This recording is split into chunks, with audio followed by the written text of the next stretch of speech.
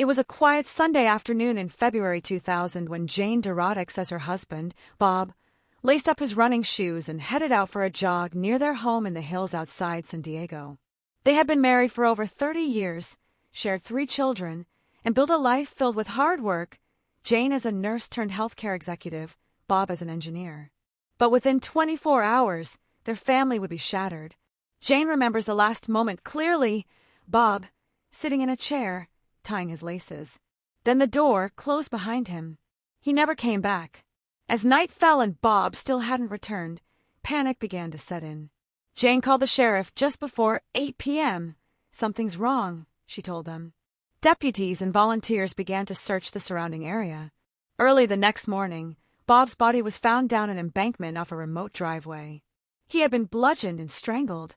A rope was still wrapped around his neck. Just days later, Jane Dorotik was arrested for murder. From the beginning, Jane maintained her innocence. She opened her home to investigators.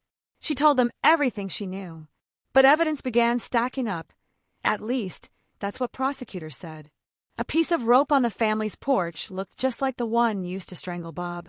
In the master bedroom, detectives claimed they found bloodstains on the ceiling, the walls, under the mattress.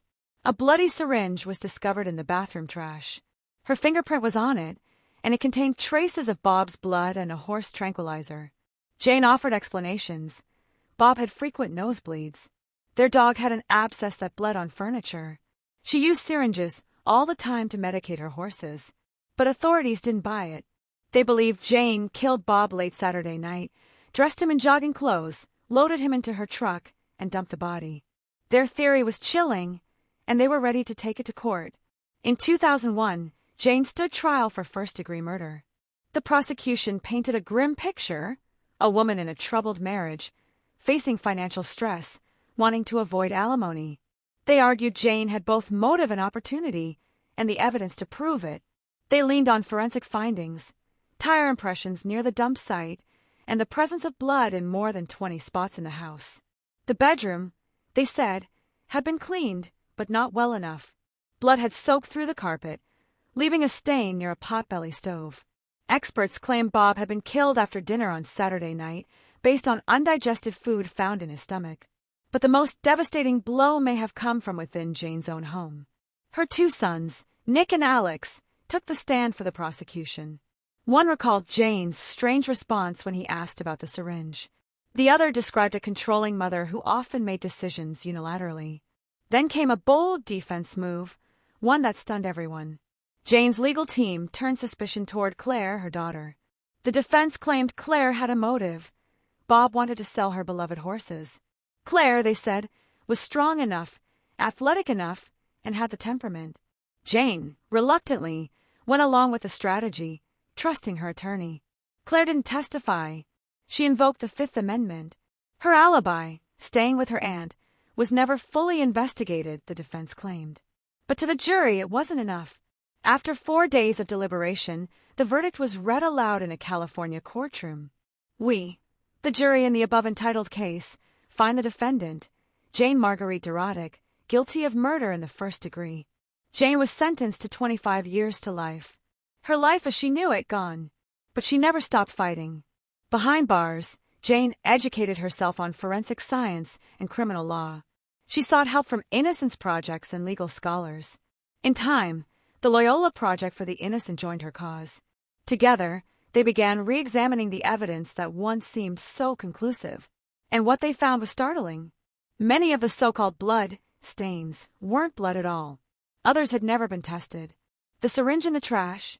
Forensic experts argued that DNA transfer from other items could explain the presence of Bob's blood. Nathan Lentz, a forensic biologist who reviewed the case, said, "If you were covering up a murder, you wouldn't just throw a bloody syringe in the trash." There were problems with the crime lab, inconsistencies in police testimony, and serious doubts about the timeline. Even the once critical tire track evidence was ruled inadmissible in later hearings. The foundation of the case had crumbled. In 2020, Jane was temporarily released from prison due to COVID health concerns. As her legal team pushed forward, the tide finally turned. In a surprise hearing, The prosecution conceded that the DNA evidence used to convict Jane was flawed, outdated, and incomplete. And in a move rarely seen in American courtrooms, the state itself asked that Jane's conviction be overturned. The judge agreed. After 22 years, Jane Dorotik was no longer a convicted murderer. But in another twist, the San Diego District Attorney's Office announced it would retry the case. Jane braced for another trial, but this time, the evidence didn't hold. Key witnesses were discredited. Critical forensic links were gone. Just as jury selection was beginning in May 2022, the DA's office dropped the charges. Jane Dorotik was free. For good. Today, Jane is trying to rebuild her life. One of her sons, Nick, has since passed away. Her other son, Alex, still believes she killed his father, according to court filings. Claire declined to comment to 48 Hours, though Jane says they remain close. She's filed a civil suit against San Diego County, seeking justice for what she endured. And though she's no longer in a prison cell, the emotional scars remain. How did this happen? Jane asks. How many others are still in there, just like I was? She now works with advocacy groups to support incarcerated women, hoping to bring light to systemic failures in the criminal justice system. But one haunting question still lingers. If Jane didn't kill Bob Dorotik, who did? When the courtroom clerk read the verdict in 2001, guilty of first-degree murder, Jane Dorotik didn't react the way one might expect. She didn't scream. She didn't cry. She just sat there. It didn't even register at first, she later told 48 Hours' Erin Moriarty. I thought, this can't be real. At 54 years old, Jane was sentenced to 25 years to life for the brutal killing of her husband, Bob Dorotik, a man she said she loved, with whom she had raised 3 children. She was stunned. But even more than that, she was certain the truth would eventually come out. What followed was a 2-decade odyssey through the darkest corners of the justice system, and, eventually, into the light. Jane Dorotik entered prison as an inmate, but she never stopped being a nurse, a mother, and most of all, an advocate. At first, she filed motions on her own, citing ineffective counsel and contesting the evidence that had put her behind bars. I realized I had to fight for myself, Jane said. She didn't stop there. She wrote to every innocence project she could find. She pored over legal documents, dissected trial transcripts, and tried to find cracks in the foundation of her conviction. One of her biggest regrets, she said, was not taking the stand. Had she testified, she might have explained that Bob often ate leftovers, a detail that could have challenged the prosecution's theory that he was killed Saturday night based on the contents of his stomach. She could have addressed the blood, the syringe, the rope. She could have defended herself, fully and finally, but her attorney had advised otherwise. He also chose a strategy that would haunt Jane for years, suggesting that her own daughter, Claire, might be the real killer. Absolutely, unequivocally not, Jane said later. Claire was out of town. Everyone knew it. Still, her defense team leaned into it, claiming Claire had motive and physical strength. It backfired spectacularly, alienating Claire and weakening Jane's credibility. To this day, Jane admits, that was the worst decision of my life. Despite the crushing setbacks, Jane kept pushing. Her motions were repeatedly denied. Courts ruled that her defense hadn't been ineffective and that the verdict likely wouldn't have changed. But she never stopped believing the system would eventually listen. In 2012, she filed for DNA testing of evidence that had never been analyzed, the rope around Bob's neck, his fingernails, and his clothes. 3 years later, the court granted it. And then, something incredible happened. Jane received a letter from Loyola Law School's Project for the Innocent. They were interested in her case. They believed in her story. And they had the resources to do what she had tried to do alone for over a decade. With Loyola's help, new DNA testing began in earnest, and what they found cast serious doubt on the entire case. Foreign male DNA was discovered on the rope, on Bob's clothes, and under his fingernails. Jane's DNA was nowhere to be found. To me, that was everything, Jane said. Not a trace of me. Forensic expert Nathan Lentz reviewed the results and was blunt. If Jane had beaten and strangled Bob, you'd expect to find her DNA on him. The fact that it's not there matters. A lot. They also re-examined the so-called blood evidence from the bedroom. Prosecutors had told the jury that blood was found in over 20 spots: ceiling, walls, bedding. But many of those spots had never actually been tested. Of the ones that were, some turned out not to be blood at all. The jury was told the entire room was soaked in blood, Lentz explained. But in reality, the tests were incomplete and assumptions were made. That's not good science. That's misleading. Crime scene photos revealed investigators handling evidence without gloves. It's contamination waiting to happen, said Lentz. That kind of carelessness undermines the entire case. By 2020, Jane had been in prison for 19 years. The COVID-19 pandemic created a rare opportunity for temporary release due to health concerns, and Jane qualified. She walked out, unsure if she'd ever walk free again. But with her legal team armed with new DNA evidence and expert testimony, a new hearing was scheduled.